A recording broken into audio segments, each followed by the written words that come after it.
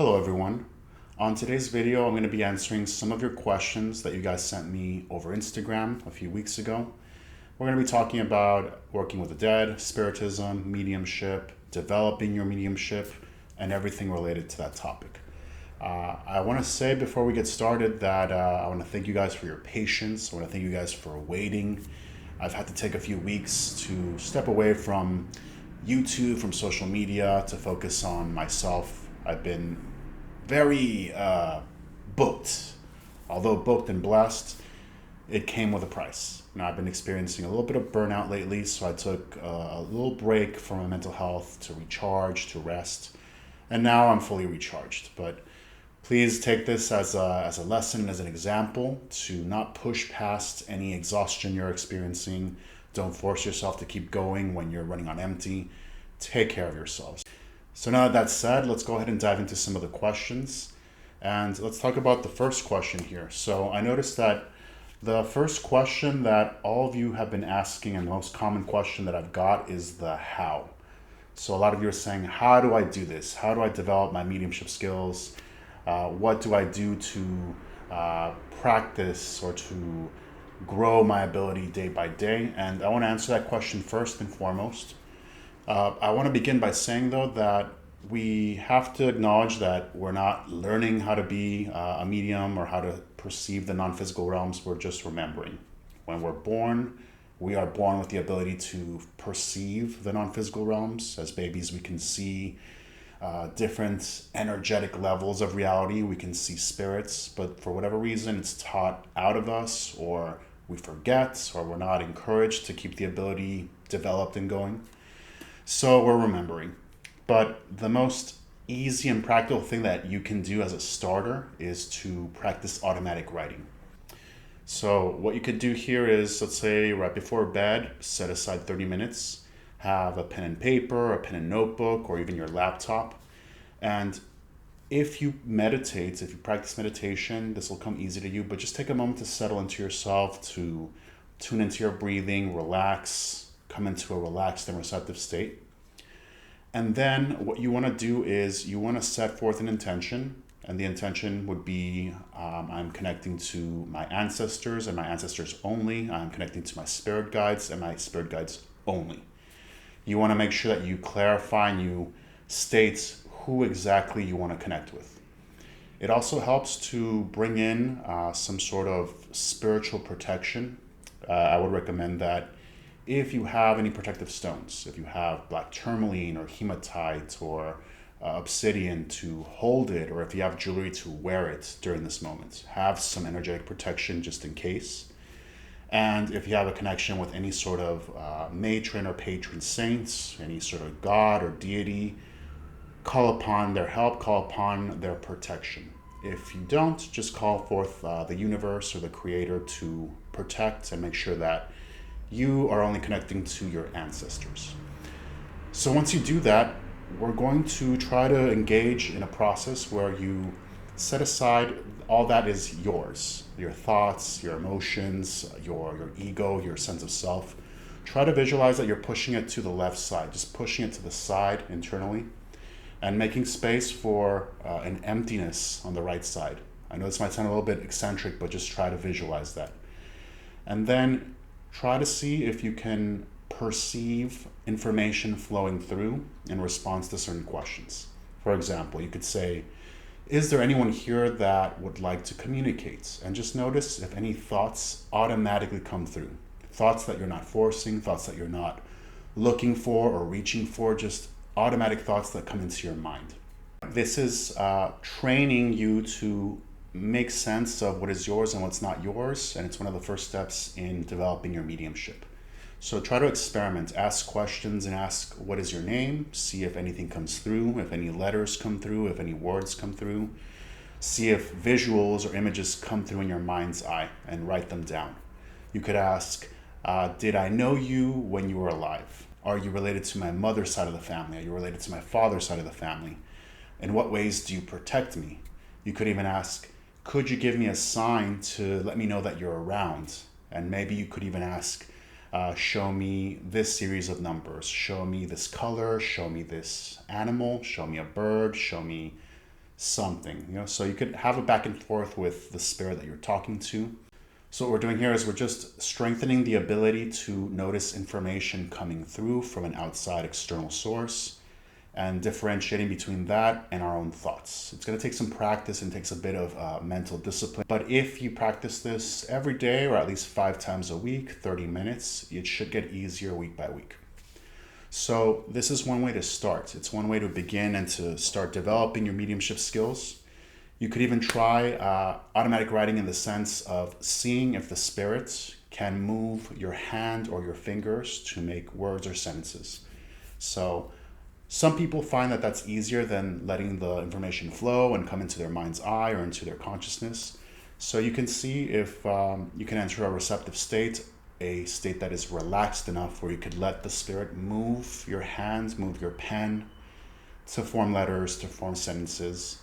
You could even, if you're using a laptop, ask the spirit to move your fingers, to jot down and put down the letters and the words that are needed to be expressed. So try this out. Please know that it's going to take practice. Don't expect big messages and important sentences and statements to come through on the first try. It's going to take some time. It's going to take some practice. But slowly and gradually, it'll flow. It's going to happen. It's going to start to develop and become more and more the more that you do this. This is one of many ways to develop your mediumship skills. One of many. You can build up from this practice, but always I highly recommend starting with automatic writing.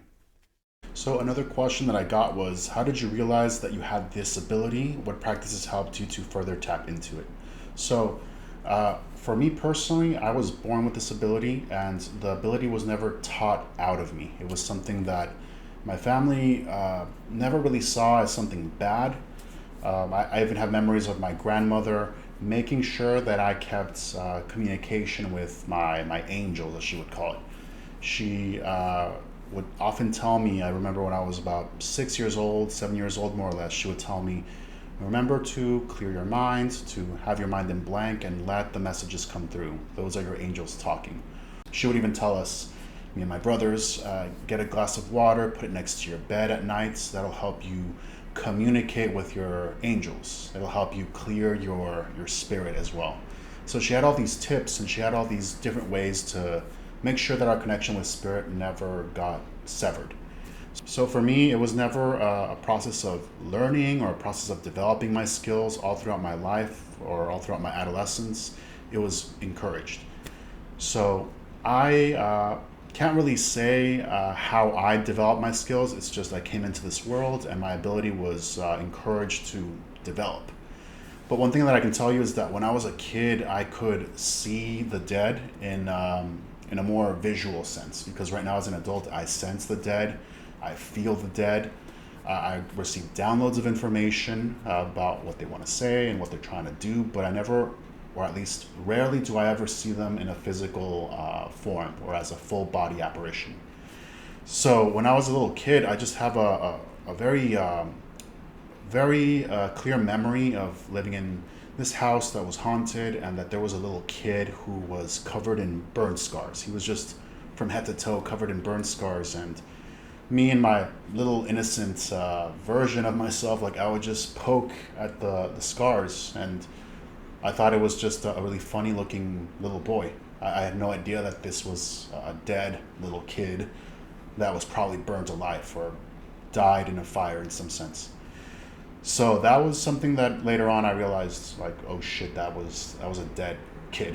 But it's just like, I thought it was normal. I thought it was just what everyone could perceive or who could see. It actually didn't help that my older brother could also see things, and it was just confirmation. Like, oh yeah, I see that too. It's normal. But we didn't realize that it wasn't normal, that outside of the family, this was not a normal thing. So in my family, it was never discouraged. It was always pretty much, allowed to happen. And it's just something that I've had all my life. But I do have memory of, I think maybe when I was a teenager, I made a very clear statement. I think I put one of my first spiritual boundaries forward, and I said, hey guys, spirits, I don't ever want to see you appear in physical form. I don't want to see you as a full body apparition. Don't ever show up that way. If you want to get my attention, do it in another way. Make me feel something, make me sense something, fill my mind with information, anything except seeing you physically, because I'm going to freak the hell out. So that was an agreement that we made, and since then they've honored that boundary. I know that a lot of mediums out there don't mind, that they enjoy seeing a full embodied spirit. Personally, I don't. I'd rather not. So whenever I perceive the dead, I often feel a shift in my consciousness. If I'm in a place with a lot of spirit activity, I'll suddenly feel very disconnected from my body. I'll feel kind of like detached. I'll feel kind of like foggy-headed, a little bit spaced out. If I stay there longer, the longer that I stay in that location, it'll get worse. It'll get more and more intense, to the point where maybe I might feel like I'm on a drug, or I'm intoxicated. So the sense of feeling the dead around me is very physical. It just feels extremely dissociative. So I often experience spirit that way whenever spirit wants to talk. Let's say I'm working with a client and their spirit guide wants to deliver messages. I'll start to feel that strange shift in consciousness, and then I'll just feel a rush of information coming through and filling my mind. The urge to share that information is unbearable. It's something where if I don't speak, if I don't say it, I'll start to feel my heart race. I'll start to feel this pressure cooker sensation. So oftentimes it's like you have no choice to either keep this to yourself and feel this internal sense of discomfort, or to just let it out on the client. So that's what happens to me. Sometimes I'll see sparks of light in a certain part of a house or next to a certain person, or I'll see orbs, or I'll see colors or energy, and that'll tell me that there's a spirit presence around the person or in a location. But never do I actually see a full embodied ghost. Although I've dealt with this ability all my life, and I've been in this state all my life, seeing a fully embodied ghost would freak me the fuck out. So pardon my language, but it's just, I'm not ready to see that. And the few times that I have seen it, it really did shake me up a bit. It wasn't pleasant, I would say. And I don't know if you ever get used to seeing the dead or sensing the dead in a fully embodied sense. So someone here asked me how to recognize positive entities from negative ones. And I think that there's a number of different ways, but the way that I can sense a harmful entity versus a helpful entity, it's personally for me, it's in the body. Like if I feel any sense of discomfort, tension in the midline region, so in my throat, my chest, underneath my ribs, in my stomach, if there's any sort of sinking or twisting or tense feelings, usually that spirit is probably not someone I want to work with or be in contact with for too much time. For me, it's very somatic. Any sort of physical feeling that I get usually tells me whether a spirit is helpful or harmful. When a spirit is of the light, when a spirit is more elevated or ascended, I feel a very soothing, calm sensation in the midline region. That's me, for example. Some people that are not so tuned into their bodies or don't use their bodies as a compass or a GPS, they might want to look out for contradictions. So if you're talking to a spirit and the spirit says one thing and then that same thing changes, or if things seem confusing, you might want to step back or be careful. You don't want to tread forward too much with that spirit. If you notice that for example, you're dealing with a spirit, or you're in a place where you just feel on edge or hypervigilant, that could be a sign. Another thing that I feel is good to focus on is how you feel afterwards. Let's say you're making contact with a certain spirit, or maybe you're in a place with high spirit activity. If afterwards you begin to feel emotionally off, maybe you're not feeling entirely regulated or entirely balanced, maybe you're a little bit moody or a little bit anxious, maybe even angry or sad, that might be a sign that the spirit was not of the light, or the spirit was not elevated. So I think everyone is different. Every medium is different in the way that they distinguish between negative and positive. But if this helps, it's important to have your protection. No matter what, no matter where you are or who you're dealing with, have protection, and you can just solve yourself this dilemma of, are they good, are they bad, should I be worried, should I not? Have protection. So I got another question that says, what's your process of adorning or arranging an altar? So I asked my spirits, I asked my guides if I could show you guys my altar, and they gave me a very loud and direct no. So they were very, very set on not showing anything to the public, and I'm going to respect that. But one thing that I could say is that it's a very simple altar. It's just a small little table with 3 glasses of water, 1 7-day candle, a brass bell, a little image of the Virgen de Guadalupe, and every so often I will put coffee as an offering, pastries, copal incense, Palo Santo incense.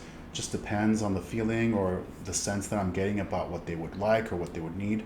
But it's a very simple altar, and the main goal is to have lights, water, and the religious symbol of some sort.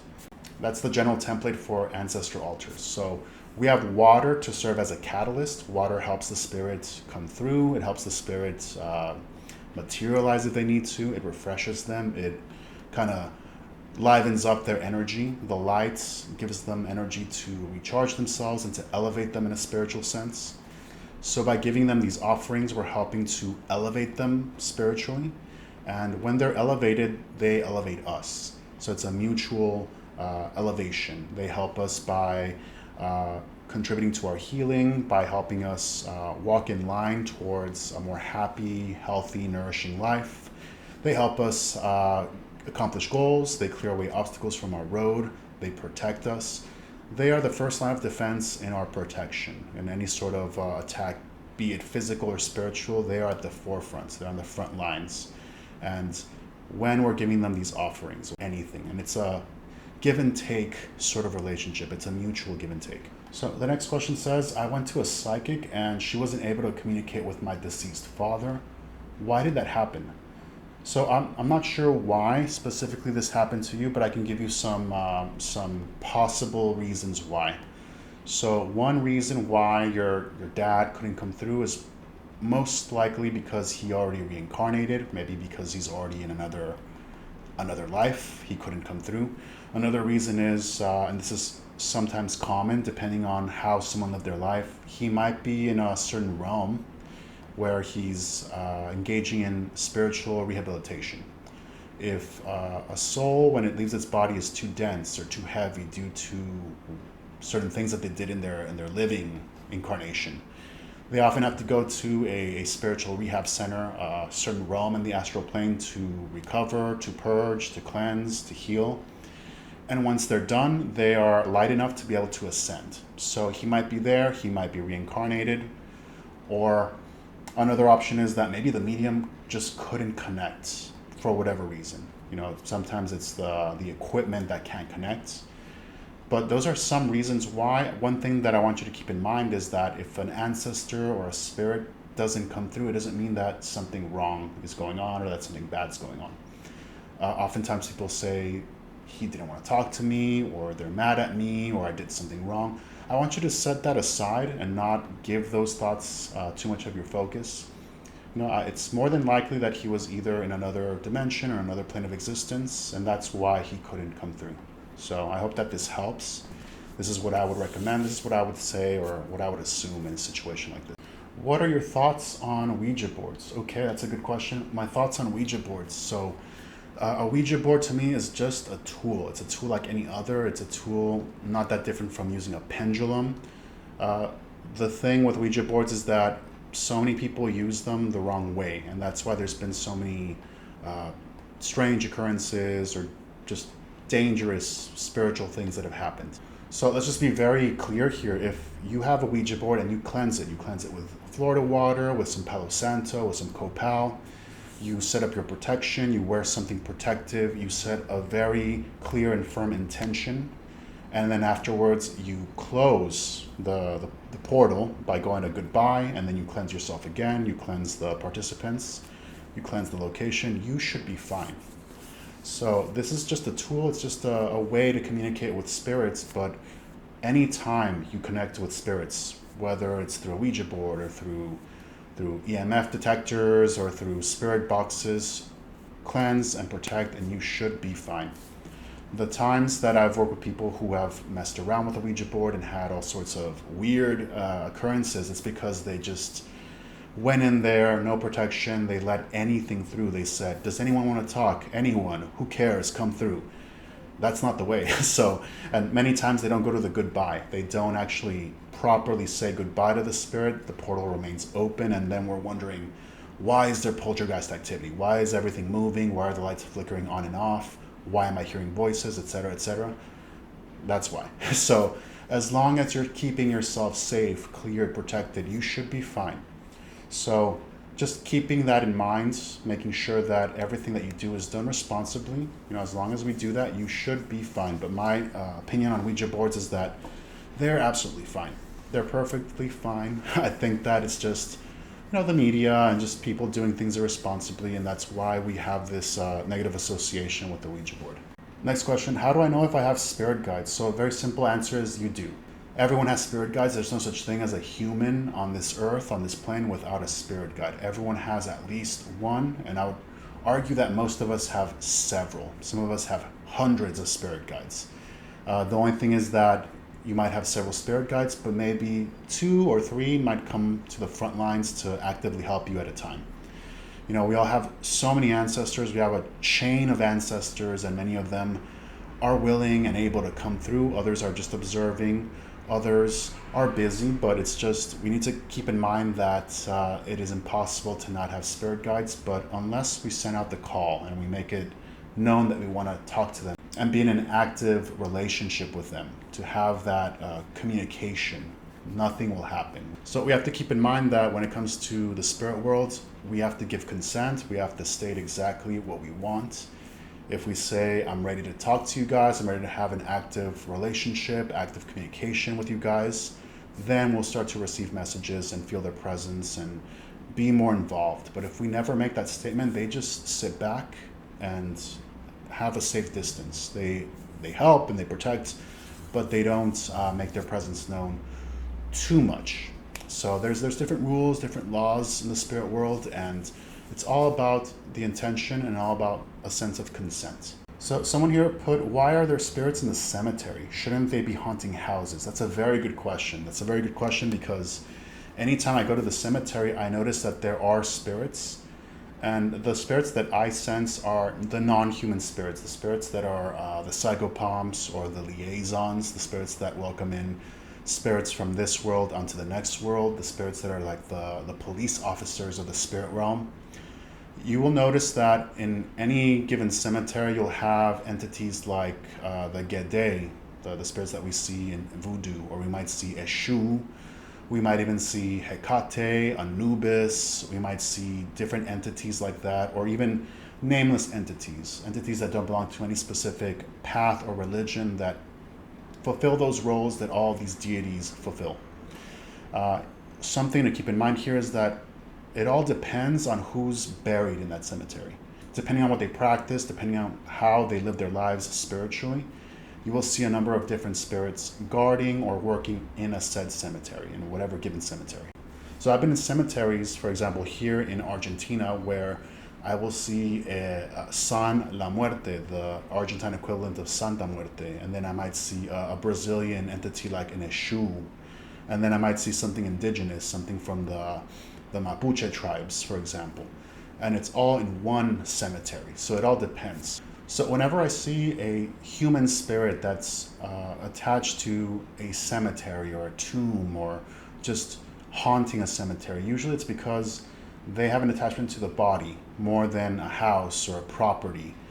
Many times there could be cases where a spirit is afraid to move on to the other side or is afraid to pass on, and the only thing they have to hold on to or anchor themselves into this world is their body or their bones or their tombstone. So this often happens, and in a lot of traditions, and a lot of shamanic traditions especially, they have rituals to sever that connection and help the spirit go on to the other side. Okay, so I got 2 questions here, and I'm going to lump them together into one answer, but we have, what are your thoughts on God, angels, demons, Satan? Do demons exist? So I want to answer that question in just a lumped answer here. But talking about demons in the way that Christianity, for example, describes them, to me, they don't exist. So demons, these malicious creatures or entities, these forces of evil that reside in hell doesn't exist. I have not found it. I have not seen it. I don't know where this hell could be, but hell doesn't exist. There are lower layers of the astral plane, of course, and there's lower level, lower vibrational entities in these planes, but I wouldn't call them demons. That's for another video, of course. There's a lot to dive into with that topic, but demons don't exist. I think a lot of people are really quick to throw out the demon label every so often. They say the house is haunted by a demon, there's demonic activity, and then we go and we find that it's just a human spirit that's not at rest. Maybe it's a mischievous spirit, it's a spirit that's trying to mess with people. Most of the time it's that. Sometimes it's a spirit that's just angry, that's rageful, that is directing misplaced anger at the living, but usually it's a human spirit. Whenever people talk about demonic activity, I think we're not educated enough on the fact that there's a wide array of spirits and entities in the spirit world. Because there's astral beings, there's astral parasites, there's elementals. Elementals, by the way, seem to be the type of spirit that people confuse with demons frequently. So when I say elementals, I'm referring to, for example, we see in the UK, the Fey folk, or in Mexico, we have duendes, we have luces. In the Middle Eastern world, in the Arabic world, we have the jinn. In Japan, they have the yokai. So these types of earth spirits, elemental spirits, tend to cause a lot of chaos. Many of them are good, many of them are benevolent, but some of them are just, they wreak havoc. They are entities, they are spirits that you don't want to mess with, you want to steer clear from them. So that often happens. And many times demons are confused with them, or vice versa. They are confused with demons. When it comes to demons, I could go on a tangent about this, but when we think about ceremonial magic or the Goetia, for example, these books that talk about summoning demons, and it gives you their title and their name. So many of these demons are actually just very ancient pagan gods. They were demonized, they were labeled as evil, as the church does. Back in those days, that was the norm. But even when we're doing this whole process of summoning demons, demonology, ceremonial magic, we're actually just engaging with a pagan god. So I could make a video about this. Let me know in the comments below if you want to know more about this, but I can talk about how every single one of these demons is a certain god, which god it is, how it came to be. There's this whole thing. I'm not going to go into a tangent, but don't get me started. So I don't believe that demons exist. I don't believe that they exist in that sense, but there is a wide array of spirits, deities, entities in the spirit world. And just like us as humans, we are so diverse and we have so many different personalities and temperaments. It's the same in the spirit world. It's not so black and white. It is much more complex. But I just encourage everyone to be very skeptical whenever someone talks about a demon in a home or a demon possession or a demon presence. It could be something else, more than likely. Now, angels, I believe that angels do exist, absolutely, but they only take orders from the Creator, from God. They are in full and total allegiance to God. This is the part where I might offend some people or I might bother some of you, and I apologize, but angels do not take orders from humans. I see a lot of people saying, oh, I work with Archangel so-and-so, I work with this angel, that angel, and I just feel so like there's a feeling that says, please be careful, please tread with caution. Angels only take orders from God. They are in full and total allegiance to God. I would argue that they do not want anything to do with us. That's just my opinion there, from what I've seen, from what I've known to be true. So yes, angels do exist. God exists. They are in a very close relationship. They don't have much to do with us. Look at the biblical text. Look at just how angels are described, what they've done, how they take orders, how they're so quick to do X, Y, Z, and the other to the human race. Just look back on those texts and come back and tell me what you think. So as for Satan, I I don't believe that Satan, as this concept of this evil, malicious force, exists. Again, in a lot of pagan paths, the central god was always labeled as Satan.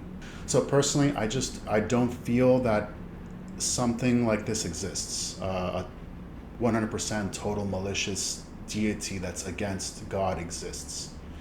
Why is that? Because God is a source of energy. It's an energy source that creates. It's conscious. It's intelligent.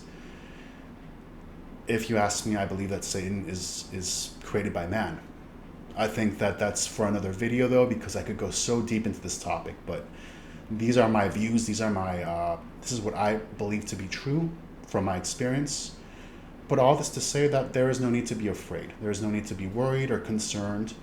If anything, just have protection and have a close relationship with something higher, whether that's a god or goddess, a patron saint, the universe.